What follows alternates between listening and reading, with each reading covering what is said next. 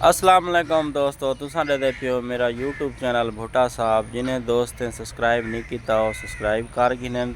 अज का विलाग बहु मज़ेदार थी वाला है। अज अस वेंदे पे हैं कोई 2-4 दोस्तों को मिलने ते जितोई शहर दे थोड़ा बहुत साकू काम है। अज जिथा जिथा वैसू तुसां दोस्तें को हर जगह दिखेसूँ और नवे नवे रास्ते और जिन्हें जिन्हें दोस्तों को वजने मिलने अस वो दोस्त भी तो दिखेसूँ। जी गपशप लगसी वो भी तुसां दोस्तों नाल शेयर करेसूँ।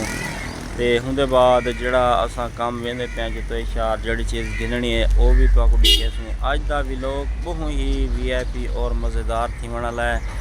तो ये आगे फैज़ान खान मैं इंतज़ार खड़ा मैं ये आगे तो हूँ असा रवाने थी पे चल के जरना पहले थोड़ा सीढ़ी वास्ते सा मार्बल गिरना है। तो ये सीढ़ी की नाप करेंगे भी कितना मार्बल हो सी तो किस तरह दी परले सा को अपनी सीढ़ी की जरा नाप गिन के आओ।